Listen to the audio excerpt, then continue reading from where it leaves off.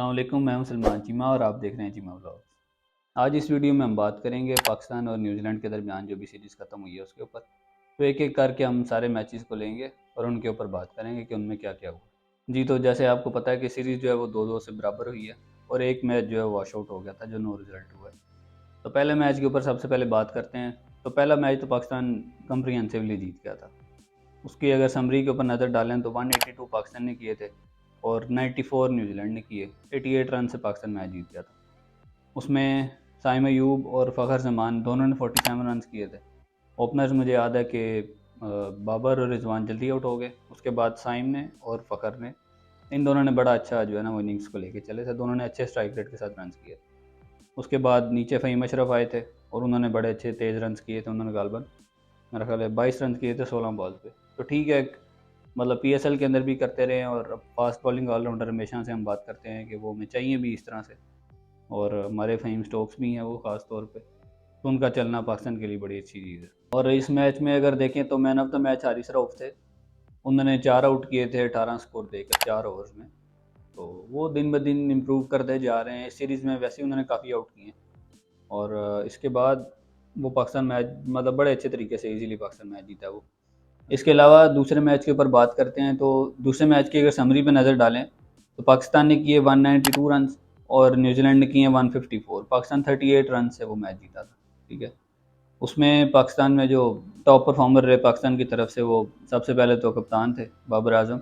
101 उन्होंने किया, not out रहे 58 बॉल्स पे। अराउंड 174 का उनका स्ट्राइक रेट था। उनके साथ रिजवान थे जो कि कंटिन्यूसली जो है वो स्कोर करते जा रहे हैं। पिछले साल भी उन्होंने काफ़ी रन बनाए थे, उससे पिछले साल भी काफ़ी रन बनाए थे।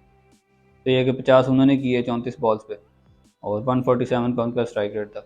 इफ्तिखार अहमद का जो रोल है वो बड़ा इंपॉर्टेंट है इस मिडल ऑर्डर के अंदर खास तौर पे। कि हम देख रहे थे कि ओपनर्स जो है वो रन करते थे, मिडल ऑर्डर के अंदर कोई ऐसा बैट्समैन नहीं था जो रन कर रहा हो। लेकिन अब अच्छी बात यह है कि चलो लोअर ऑर्डर में कभी फ़हीम अशरफ, कभी इमाद वसीम, मिडल में इफ्तिखार आ जाते हैं, तो कभी फ़खर खेल लेते हैं। मतलब एक अच्छा कम्बिनेशन बन जाएगा, टीम अच्छा चलेगी आगे। और ये है कि चलो ये टीम बेहतर करेगी आगे जाकर। इफ्तिखार ने 33 किए थे, नॉट आउट थे 19 बॉल्स पे। और उस मैच में भी हारिस रऊफ ने 4 आउट किए थे 27 रन दे के। उसके अलावा अगर तीसरे मैच पे बात करें तो तीसरे मैच में न्यूजीलैंड की पहली बैटिंग आई थी। उन्होंने 163 किए थे और पाकिस्तान 4 रन से वो मैच आ रहा था। बहुत ही क्लोज मैच था और मतलब पाकिस्तान की उस मैच में काफ़ी विकेटें शुरू में गिर गई थी जो कि उसके बाद फ्लो ही नहीं बना ना। तो चेज़ बड़ा मुश्किल हो गया था उस मैच में, हालांकि रन जितने ज़्यादा नहीं थे, चेज़ हो सकता था इजीली। उस मैच में भी अगर देखें तो इफ्तिखार और फ़हीम अशरफ फिर उन दोनों की पार्टनरशिप लगी थी और 60 किए थे इफ्तिखार ने 24 बॉल्स पे और फ़हीम अशरफ ने 27 किए 14 बॉल्स पे। तो ये कि दोनों बड़े अच्छे तरीके से लेके चल रहे थे, बस मैच को फिनिश नहीं कर सके। फिनिश करते तो एक ज़्यादा अच्छी चीज़ बन जाती, लेकिन ये कि चलो उसमें हारिस रऊफ ने 2 आउट किए थे। तो अभी तक आप देखें ना, हारिस रऊफ ने 3 मैचेस में 10 आउट किए हैं यहाँ तक। तो वो तो रुकने का नाम ही नहीं ले रहे किसी तरह से। उसके बाद चौथा मैच हुआ और चौथा मैच जो है वो आप सबको पता कि वॉश आउट हो गया। न्यूजीलैंड की बारी अभी चल रही थी तो जो है ना वो बारिश हो गई और मैच वहाँ पे ख़त्म हो गया। पहले 3 मैच जो है वो लाहौर में हुए थे तो पिच की नेचर ज़रा डिफरेंट थी कि रन हो रहे थे, लेकिन ये कि बॉलिंग को भी मदद मिलती थी। वहाँ पे हारिस रऊफ और बाकी जो बॉलर हैं उन्होंने काफ़ी अच्छा परफॉर्म किया था। स्पिनर्स को भी अच्छी ग्रिप मिल रही थी वहाँ पे। लेकिन ये कि जैसे ही चौथे मैच से पिंडी में आए हैं तो वहाँ पे फिर आपको पता है कि जिस तरह पीएसएल में होता रहा है, 250-250 स्कोर लगता रहा है और टीम्स आराम से चेज़ करती रही हैं। तो यहाँ पे हमने देखा कि चौथे मैच के अंदर भी न्यूजीलैंड सही खेल रहा था, लेकिन ये कि उसमें उनके इतने ज़्यादा रन नहीं थे। पाकिस्तान अगर बारी करता, अगर बारिश ना होती तो पाकिस्तान ईजिली वो मैच जीत सकता था। वो मैच कंप्लीट नहीं हुआ, इस वजह से हम उस पर इतनी बात नहीं कर सकते। लेकिन ये कि उस मैच में जो हाईलाइट थी, जितना मैच हुआ उसमें अगर देखें तो इमाद वसीम थे, उन्होंने 19 रन पे 3 आउट किए थे। तो वो बड़ी अच्छी उनकी परफॉर्मेंस रही है। मतलब ओपनिंग भी करते हैं बॉल के साथ, बीच में भी कभी आ जाते हैं, जब भी कप्तान को ज़रूरत होती है वो अपना हाथ खड़ा करते हैं। और ये है कि बैटिंग के साथ भी कभी कभार रन बना लेते हैं। तो वो एक बड़ी अच्छी इंक्लूजन है उनकी। हाँ, नवाज़ उनकी वजह से बाहर हुए हैं, लेकिन चलें जब तक वो परफॉर्म कर रहे हैं तब तक तो नवाज़ की जगह नहीं बन सकती ना टीम में। इसके अलावा पाँचवें मैच के ऊपर अगर बात करें तो क्योंकि वो भी पिंडी में मैच हुआ है और पिंडी में आपको पता है कि टॉस का बहुत ज़्यादा रोल होता है। हमने पीएसएल के अंदर देखा है जो टीम टॉस जीतती रही है उसको हल्का सा एज मिलता रहा है कि अगर बैटिंग टीम जो है वो 200-250 जितना भी स्कोर कर ले जो फील्डिंग साइड बाद में बैटिंग करती है उसे पता होता है कि हमारे पास ये टारगेट है, हम इसको इजीली चेज कर सकते हैं। तो 5वें मैच में पाकिस्तान ने 2 चेंजेस किए थे। मोहम्मद आरिस आ गए थे फ़खर जमान की जगह एज 1 डाउन, और नीचे जो है वो एहसान उल्लाह जो है वो जमान खान की जगह पे खेले थे कल। और हमें पता है कि न्यूजीलैंड ने पहले टॉस जीत के पाकिस्तान को बैटिंग करवाई थी। अच्छा, उस लिहाज से अगर देखें तो पाकिस्तान का जो स्टार्ट है वो बड़ा अच्छा था। पहले 4-5 ओवर में 50 रन थे और अच्छे जा रहे थे, बाबर रिजवान दोनों ही। बाबर थोड़े से स्लो जा रहे थे, लेकिन ये कि हमें पता है कि स्टार्ट वो इसी तरह लेते हैं, बाद में वो फ्लो में आ जाते हैं। और इन दोनों में से हमेशा कोई एक ही ज़्यादा तेज़ खेलता है। तो बहरहाल दोनों सही जा रहे थे। 5 में 50 रन थे, अचानक से पहले बाबर आउट हुए। उसके बाद फिर हारिस ने आती पहली बॉल पे जो है वो स्कूप शॉट लगाने की कोशिश की और वो आउट हो गए। उसके बाद साइम अयूब जो है वो बड़ा एक इस सऊदी की बॉल पे सॉफ्ट डिसमिसल हो गया उनका भी, बॉल एंड कॉट वो भी हो गए। तो 6 ओवर में पाकिस्तान के 52 रन थे और 3 आउट हो चुके थे उस टाइम तक। अच्छा, यहाँ पे थोड़ा लग रहा था कि शायद पाकिस्तान स्ट्रगल करेगा, क्योंकि जो लड़के रन कर रहे थे वो उधर ही आउट हो गए। मतलब साइम ने रन किए थे, बाबर रन कर रहे थे। अब एक एंड पे मतलब खड़े थे रिजवान, और दूसरी तरफ जो है वो अभी अभी इफ्तिखार अहमद आए थे। तो इफ्तिखार अहमद ने फिर अपने आप को साबित किया, जैसे उन्होंने मैच के अंदर सिंगल हैंडेडली जो है वो सारी गेम अपने साइड पे ले गए थे। और मतलब जिस तरह शुरू में इतनी विकेटें गिर गई और उस मैच में भी उन्होंने सारा कैरी किया था। तो 5वें मैच में भी इसी तरह हुआ कि उन्होंने रिजवान के साथ लग के 71 रन की पार्टनरशिप खेली। तो इफ्तिखार जब आउट हुए थे उस टाइम उनका 36 स्कोर था और 21 बॉल उन्होंने खेली थी। तो मतलब अच्छे स्ट्राइक रेट के साथ अच्छी शॉट्स खेलते हैं, तेज़ रन करते हैं, उन्हें पता है कि टीम को क्या ज़रूरत है मिडल के अंदर। तो वो एक अच्छा एक पैकेज बन गया इफ्तिखार। उसके बाद जब इफ्तिखार आउट हुए थे तो इमाद वसीम आ गए। इमाद और रिजवान की भी पार्टनरशिप जो है वो 69 रन की लगी थी।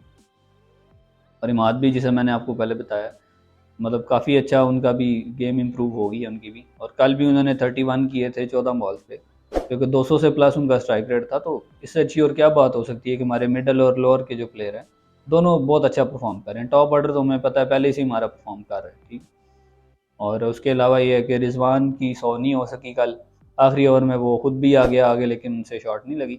लेकिन ऑल इन ऑल रिजवान ने बहुत अच्छा खेला था। 98 पर नॉट आउट गए हैं, 62 बॉल्स उन्होंने खेली थी कल में। चलें, ये तो पाकिस्तान की बैटिंग की बात होगी सारी। इसके अलावा जब पाकिस्तान बॉलिंग पे आया था तो आते ही पहले ओवर में 2 आउट किए शाहीन ने। वहाँ से एक दफ़ा ऐसा लगा कि अब न्यूजीलैंड जो है ना वो घुटने टेक देगी, नीचे लग जाएगी, लेकिन ऐसा हुआ नहीं। तो अगले ही ओवर में थोड़े से रन लगे, मतलब थोड़ा सा फ्लो उनकी तरफ गया। जब 4 ओवर हुए थे उस टाइम तकरीबन 26 रन थे, 3 आउट हुए थे। इमाद वसीम ने उस ओवर में आउट किया था। तो पावर प्ले के एंड में जो उनके रन थे वो सिर्फ 33 थे। तो यहाँ पे ये था कि 14 ओवर अभी पड़े थे और 160 प्लस उनको रन चाहिए थे, 161 तकरीबन। तो बड़ा मुश्किल था उनके लिए यहाँ से कैरी करना। टॉप ऑर्डर जब आपका फेल हो जाता है तो आपसे बड़ा मुश्किल होता है कि आप मिडल ऑर्डर जो है वो आपका स्कोर लेके चले और एंड तक। अब हर कोई इफ्तिखार तो नहीं होता। 10 ओवर्स के बाद तो एक दफ़ा ऐसे लग रहा था कि पाकिस्तान जो है ना वो ये मैच आराम से जीत जाएगा। 10 ओवरों में उनका 73 स्कोर था, 4 उनके आउट थे। तो बड़ा मुश्किल था न्यूजीलैंड के लिए कि यहाँ से वो कैरी करते और मैच जो है ना अपनी साइड पे ले जाते। तो हम इस लिहाज से इत्मीनान में थे कि चलो पाकिस्तान आराम से मैच जीतेगा। लेकिन जो हुआ है उसके बाद वो बिल्कुल इसके बरक्स था कि बॉलर्स को समझ ही नहीं आने दी उन्होंने। अब यहाँ तो पिच में कुछ ऐसा चेंज आया है, यहाँ वो वैसे इतने सेट हो गए थे कि उन्होंने हमें करीब ही नहीं आने दिया। अच्छा, इसमें एक और चीज़ बड़ी इंपॉर्टेंट है, जिस तरह शादाब बाबर आजम ने जो कहा है कि शादाब के कैच ड्रॉप की वजह से ये चीज़ हुई है। तो बिल्कुल हो भी सकता है, क्योंकि उस टाइम जब कैच ड्रॉप हुआ था चैपमैन का तो वो 67 पे नॉट आउट थे। और अगर वो उस टाइम आउट होते तो उस टाइम गालबन 14 ओवर्स की गेम हुई थी और 124 स्कोर था उनके। तो वहाँ पे अगर चैपमैन आउट हो जाते तो नीशम जो वो भी इतने स्कोर उनके नहीं थे, वो भी बिल्कुल आए थे क्रीज पे। तो वो इतनी देर खेल ही नहीं सकते थे। वो मैच जो है ना वो आराम से पाकिस्तान ने जीत जाना था। लेकिन उसके बाद बस समझ ही नहीं आने दी उन्होंने। और शाहीन के बारे में मैं लाजमी बात करना चाहूँगा कि जिस तरह इन्होंने स्टार्ट लिया था वो तो बड़ा अच्छा था, लेकिन एंड में आके पता नहीं इनको क्या हो जाता है। जिस तरह कल तो ऐसे ही लगा है जिस तरह हमारा वर्ल्ड कप सेमीफाइनल था ना, उसी तरह जी हुआ है। जिस तरह मैथ्यू वेड के सामने इन्होंने छक्के खा लिए थे, तो कल भी इनको बिल्कुल कोई समझ नहीं आई और मैच जो है ना वो बिल्कुल ही दूसरी साइड पर चला गया और पाकिस्तान फिर 6 विकेटों से मैच हार गया। तो वैसे देखें तो ये एक बंदा नॉर्मल बात करता है कि जी चलो 2-2 से सीरीज़ बराबर होगी, लेकिन होम सीरीज़ है। न्यूजीलैंड की टीम को हम कभी भी बी या सी टीम नहीं कह सकते, क्योंकि जो प्लेयर इंटरनेशनल में आ जाता है वो इस लेवल का होता है कि वो अपनी मुल्क को रिप्रेजेंट करे, ठीक है। लेकिन ये हमें पता है डीप इनसाइड के उनके जो मेन प्लेयर थे, जैसे लॉकी फर्ग्यूसन हो गए या बाकी जो उनके मेन मेन प्लेयर हैं, वो सारे ट्रेंट बोल्ट हो गए, वो सारे आईपीएल में हैं। तो 9 प्लेयर तो उनके वैसे ही मिसिंग थे जो इस नेशनल टीम में नहीं थे। तो उसके बावजूद भी अगर आपने होम में खेल के 2-2 से सीरीज़ बराबर ही करनी है तो फिर क्या फ़ायदा ऐसी सीरीज़ का। और हमारी फुल स्ट्रेंथ टीम खेल रही थी, हमने एक्सपेरिमेंट किए। एक्सपेरिमेंट तभी होते हैं जब आपको कॉन्फिडेंस होता है अपनी टीम के ऊपर। हम सीनियर्स को बिठा के जूनियर्स को खिलाते हैं, तो ये तभी होता है जब आपको पता हो कि हमारे पास बेंच स्ट्रेंथ है, हम जीत जाएंगे आराम सुकून से। तो ये चीज़ें हमने कब सीखनी है कि हमें समझ ही नहीं आ रही। पिंडी में हम हमेशा से खेलते आए हैं। चलो कल तो बैड लक होगी, हम टॉस हार गए, हमें उन्होंने पहले बैटिंग दे दी, तो हमें पता नहीं था कि हमने 200 प्लस कर दें। तो ये चीज़ें जो हैं ये बड़ी अजीब हैं और ये बड़े चुभने वाले फैक्ट्स हैं हमारे लिए और हमारे बोर्ड के लिए ख़ास तौर पे। इस चीज़ के ऊपर गौर करना पड़ेगा। पूरी दुनिया के जो मुल्क हैं वो इस चीज़ को देखते हैं, अपनी होम कंडीशंस के अंदर वो जीतते हैं और रैंकिंग्स को अप करते हैं। हम जो हैं वो होम सीरीज़ के अंदर ही जाएँ या बराबर कर लेते हैं या हार जाते हैं। तो ये ज़्यादातर काम नहीं चलेगा, इस तरह से आप अपनी टीम को ऊपर नहीं ला सकते। में अगर हम बॉलर्स के स्टैट्स के ऊपर नज़र डालें तो कोई भी नहीं चला। शहीन ने 4 ओवर्स में 48 दिए, 2 आउट किए। एहसानुल्लाह चलो उनका पहला मैच था किसी बड़ी टीम के खिलाफ, उन्होंने शुरू में ओवर अच्छे किए, 4 ओवर 39 रन उन्होंने दिए। हारिस रऊफ 4 ओवर 39, शादाब खान 2 ओवर 29, एक सिर्फ इमाद वसीम है जिन्होंने अच्छा किया और उन्होंने पूरी सीरीज़ में ही अच्छा किया। उन्होंने 2 ओवर 21 रन और 2 आउट किए। तो उम्मीद है आपको ये वीडियो पसंद आई होगी। तो इस वीडियो को ज़्यादा से ज़्यादा शेयर करें, लाइक करें और कमेंट करें। मिलते हैं इंशाल्लाह आपसे अगली वीडियो में, तब तक के लिए अल्लाह हाफ़िज़।